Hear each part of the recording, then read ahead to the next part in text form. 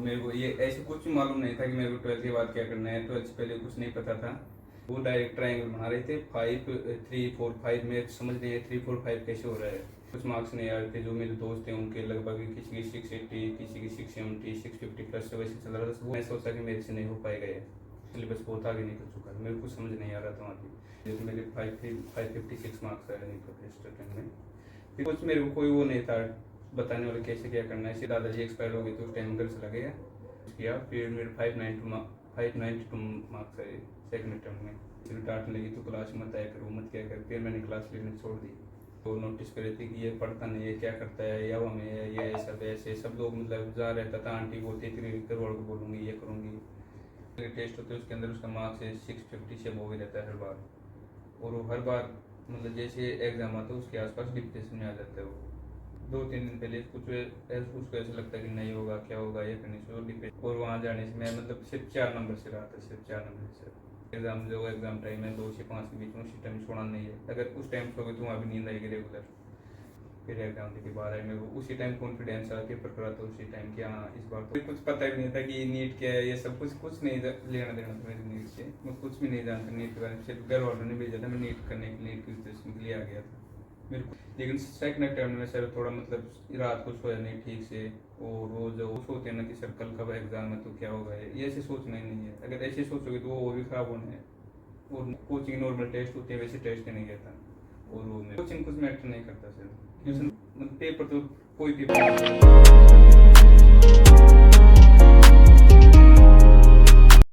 Hello guys, welcome back to my channel. तो आज हमारे साथ में है आकाश। तो आकाश अपने जो भी नीट से जुड़े एक्सपीरियंस आपके साथ शेयर करना चाहता है। अभी नीट का एग्जाम 5 मई को है, तो अभी सिर्फ एक वीक बचा हुआ है ना। तो अभी मोस्टली बच्चे मतलब बहुत डाउन चले जाते हैं, काफी लोग गिव अप करने का सोचते हैं। तो आकाश अपनी जर्नी आपके साथ शेयर करेगा कि कैसे उसने मतलब हिम्मत नहीं आ रही, लास्ट वीक में उसने कैसे जाके अपनी कंटिन्यू रखी तैयारी। तो आकाश। मेरा नाम सर ने बोला है आकाश भी है और मैं जयपुर राजस्थान से बिलोंग करता हूँ। मेरी नीट की जर्नी 2020 से स्टार्ट हुई थी। और मेरे को ये ऐसे कुछ मालूम नहीं था कि मेरे को 12th के बाद क्या करना है। 12th से पहले कुछ नहीं पता था।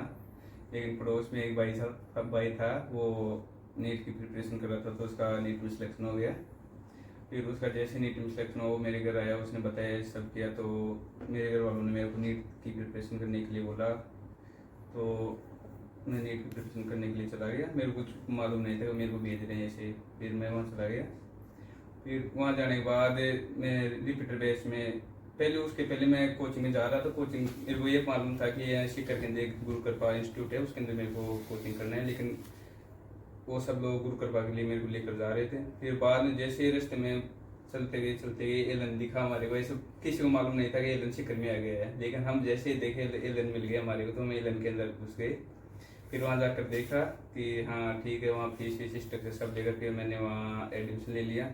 उस टाइम वहाँ सिर्फ अच्योर बैच चल रहा था, ये फ्रेशर बैच नहीं चला। तो मैंने अच्योर में एडमिशन ले लिया। फिर उसके बाद सर मैं जैसे अच्योर बैच के अंदर बैठना स्टार्ट किया, पढ़ना स्टार्ट किया, ठीक चल रहा था। पहले स्टार्ट में इतने बच्चे नहीं आए थे, मतलब जितने आने होते तो बैच रेगुलर नहीं चल रहा था ऐसे। तो नॉर्मल अच्छे टीचर पढ़ा रहे थे, सब कुछ समझ आ रहा था।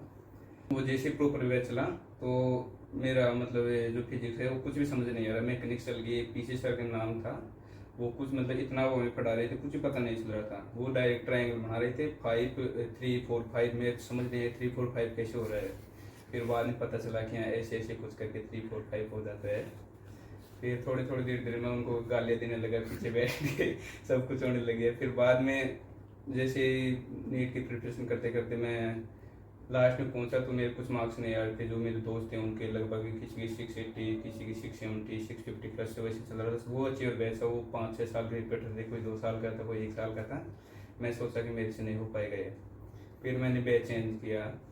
बैच चेंज करने पर मैं जैसे दूसरे बैच में जाकर बैठा फ्रेशर के अंदर तो वहाँ सिलेबस बहुत आगे निकल चुका था। मेरे को कुछ समझ नहीं आ रहा था वहाँ की। फिर मैं वापस से बैच चेंज किया मैंने, फिर वहाँ के उसी बैच में आ गया। फिर वहाँ थोड़ा थोड़ा पढ़ना स्टार्ट किया। फिर मैं मतलब जैसे पढ़ता गया लास्ट के अंदर मतलब बहुत सारे क्वेश्चन सोल्व करता गया। और जो दोस्त हैं उनके पास जाके रात में पढ़ता था, सब कुछ ठीक करता था। फिर ठीक है, लास्ट के अंदर मैं जब एग्जाम दिया तो मेरे 556 मार्क्स आए नहीं फर्स्ट अटेम्प्ट में। फिर सेकंड अटेम्प्ट मेरे को लगा कि हाँ इस बार तो मेरा हो ही जाएगा, सब कुछ ठीक चल रहा था कि इस बार तो मैं फोड़ ही दूंगा, सब कुछ ऐसा लग रहा था मेरे को कि लास्ट ईयर कुछ पढ़ा नहीं तो मेरे 556 मार्क्स आ गया, तो इस बार तो आराम से मैं निकाल ही दूंगा। ऐसे करते करते हम चले गए, ऐसे करते रहे, पढ़ते रहे, ऐसे निकलते, क्रिकेट खेलते रहे, सब कुछ चलता रहा। फिर जैसे जैसे एग्जाम में सिलेबस पढ़ने लगा, मतलब जैसे सिलेबस बढ़ता है मार्क्स कम होने लग जाते हैं, मतलब बहुत ज़्यादा सिलेबस हो जाता, मार्क्स नहीं आ रहा था। फिर घर वाले मेरे से पूछते थे कि क्या होगा मार्क्स कम पे, मैं एक ही रीजन देता था, ओ मार गलत बन गया। ये फिर ओ जैसे फिर मेरे पापा को लगा था, मतलब कुछ मेरे को कोई वो नहीं था बताने वाले कैसे क्या करना है, सिर्फ वो मेरे को कॉल करते थे और बताते थे कि हाँ, मैं उनको ये रीजन देता, मेरे को गालियाँ पड़ती थी कि ये दोबारा से रीजन मेरे को नहीं चाहिए, जैसा चल रहा है ठीक है, मार्क्स लेकर आने। फिर मैं पढ़ता गया, लास्ट के अंदर घर चला गया वापस से। फिर घर जाने के बाद वापस से मतलब थोड़े दिन मेरे दादाजी एक्सपायर हो गए, तो उस टाइम घर चला गया। फिर घर से जैसे ही वापस आया मैं, तो मतलब सिलेबस वापस बहुत आगे निकल चुका था, सब कुछ हो चुका था, टेस्ट के अंदर सब लोग अच्छे मार्क्स लेकर आ रहे थे, मेरा कुछ नहीं होना जाना था। फिर मैंने कैसे तैसे करके पढ़ाई स्टार्ट की, हॉस्टल में रहने लगा। फिर उसके बाद लास्ट के अंदर लास्ट 1-2 मंथ बचे थे, वापस मैंने खूब ट्यूशन प्रैक्टिस की, सब कुछ किया। फिर मेरे 592 मार्क्स आए सेकंड अटेम्प्ट में। फिर वो उस टाइम कट ऑफ था 596, तो यही हो गया सर उनको 596 पर कॉलेज मिला था, मेरे को नहीं मिला था ट्यूशन की वजह से। फिर वापस से लगा कि हाँ अब तो निकाल लेगा, थर्ड बार में तो ऐसा लगा कि हाँ अब तो फोड़ ही देगा सब कुछ। क्लास के अंदर बैठने लगा, जैसे जैसे मतलब कुछ पढ़ता नहीं था, सिर्फ क्लास आता था। स्टार्टिंग में गया क्लास, बहुत मतलब रेगुलर क्लास आ रहा था, वहाँ जैसे जैसे क्लास आता गया, वहाँ जैसे टीचर क्वेश्चन बोर्ड पे लिखता, नोट से पहले आंसर कर देता था, टीचर क्वेश्चन चेंज कर देता, फिर वापस से आंसर कर देता था। ऐसे करते करते फिर मेरे को टीचर डांटने लगी, तो क्लास मत आया करो, मत क्या कर। फिर मैंने क्लास लेने छोड़ दी। फिर मैं बिल्कुल से एकदम से हवा में आ गया, भयंकर वाला खतरनाक। फिर मेरे मार्क्स अच्छे चल रहे थे, हर मतलब 650 के वो भी चल रहे थे। वो जो मैं पहले सोचा था कि कैसे हो पाएगा 650 मार्क्स कैसे आएगा, उस टाइम मेरे 380 के आसपास आए थे फर्स्ट टाइम, वो अच्छे में बैठा था उस टाइम। फिर मेरे अच्छे मार्क्स आने लगे, फिर मैं करता गया, आगे जाता गया आगे। फिर लास्ट के अंदर पढ़ाई वढ़ाई सब छोड़ दी, बाहर दोस्तों के साथ बाहर घूमने लगा, ऐसे ऐसे सब करने लगा। लेकिन टेस्ट रेगुलर था मेरे साथ, टेस्ट कभी नहीं छोड़ा, टेस्ट दे रहा था, मतलब 2-3 कोचिंग को टेस्ट दे रहा था, एक कभी नहीं सबका। जैसे मैं पढ़ाई नहीं होती फिर टेस्ट देना स्टार्ट कर दिया। फिर लास्ट के अंदर एक मतलब आसपास के जो पूरी गली मोहल्ले के अंदर जहाँ रहता था, सब लोग मेरे को नोटिस कर रहे थे कि ये पढ़ता नहीं है, क्या करता है, या हमें है, ये सब ऐसे सब लोग मतलब जहाँ रहता था आंटी बोलती थी घर वालों को बोलूँगी, ये करूँगी। फिर ऐसे चलते चलते ठीक मतलब 1 मंथ और बचा शायद नीट का, उसके आसपास मैं लाइब्रेरी ज्वाइन करने के बाद भी मेरे दोस्त हैं उनके साथ लाइब्रेरी जाता। तो लाइब्रेरी जाके बाहर एक दुकान थी चाय वाले की, तो वहाँ जाके बैठ जाते थे। जैसे 9 बजे उठी सुबह, लाइब्रेरी गए 9 बजे, वहाँ जाके लाइब्रेरी के अंदर बुक रखी और बाहर आके चाय पी के मेरे दोस्त स्मोकिंग करते थे, स्मोक करने लग जाते थे और मैं बैठ रहता था। फिर न्यूज़पेपर पढ़ते थे। फिर जैसे न्यूज़पेपर पढ़ते पढ़ते 11-12 हो जाता, फिर सोचते थे कि यार एक बार खाना खा के आते हैं, फिर थोड़ा रेस्ट करके आके फिर पढ़ते हैं। फिर खाना खाने चले जाते थे 12 बजे। फिर जैसे ही खाना खाते थे फिर सोचते थे कि थोड़ी देर रेस्ट कर लेते हैं फिर पढ़ेंगे। फिर रेस्ट करने के लिए चले जाते थे, फिर रेस्ट 4-5 बजे तक होता था। फिर जैसे रेस्ट खत्म होता था शाम को 5-6 बजे किसी न किसी कोचिंग का टेस्ट होता था उस टाइम, तो वो देने के लिए चले जाते थे। फिर वहाँ जाके टेस्ट दे के आते थे, फिर वापस आते थे वही कि हाँ भाई टेस्ट दे के तो थोड़ा रिलैक्स करना है, ये सब करना है, तो ये करने लग जाते थे। बैठ के बाहर से वापस आके दुकान पर बैठ जाते थे, जहाँ भी जूस वूस की पर वहाँ जाके ये सब पेपर डिस्कस करते थे अपनी खुद की लैंग्वेज में जैसे करते हैं, मतलब ये गाली वाली सब चलती थी यहाँ की, इसका ये है उसका ये है, सब कुछ होता रहता था। फिर पेपर डिस्कस करते करते 11-12 बजे हो जाता था। उसके बाद जैसे ही हॉस्टल वो प्लेट ले रखा था वहाँ आते थे, तो आंट वो लॉक हो जाता था, आंटी अंदर नहीं घुसने देती थी।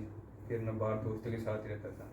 फिर मेरे को पता चला कि यहाँ 15-20 मिनट बचे, जब पढ़ना ही है, नहीं कुछ नहीं हो जाना है, तो मैंने थोड़ी सी यहाँ लाइब्रेरी जाना बंद किया, सब कुछ छोड़ दिया।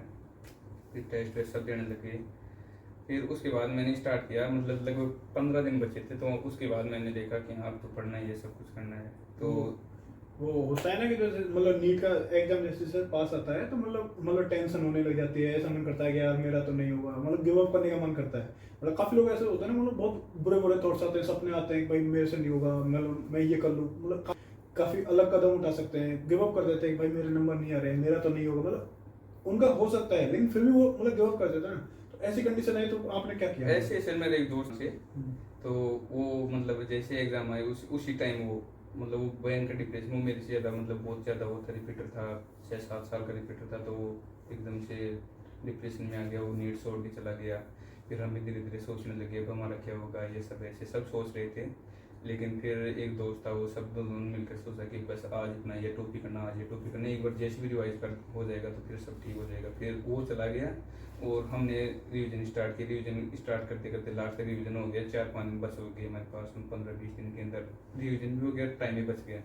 फिर उसके अंदर हमने बायोलॉजी पढ़नी स्टार्ट की, तो बायोलॉजी मतलब लास्ट में बायोलॉजी पढ़ते हैं सब लोग, तो हम भी बायोलॉजी पढ़ रहे थे, वो ज़्यादा स्कोरिंग है तो बायोलॉजी के अंदर फिर मेरा अच्छा मार्क्स नहीं था, मेरे फिजिक्स केमिस्ट्री में अच्छा मार्क्स था सर, मतलब फिजिक्स के अंदर मेरे 170 था और केमिस्ट्री के अंदर 160 था और बायो के अंदर 286 था। बायो बहुत मेरा वो वीक सब्जेक्ट था, क्योंकि पढ़ता नहीं था। केमिस्ट्री फिजिक्स तो क्लास में जाता तो उसे समझ आता था, लेकिन बायो समझने क्या था। बायो में कभी क्लास में ऐसे सोचते थे कि रूम पे जाके पढ़ लेगा, रूम पे जाके कभी पढ़ा नहीं तो ऐसे निकल गया सब।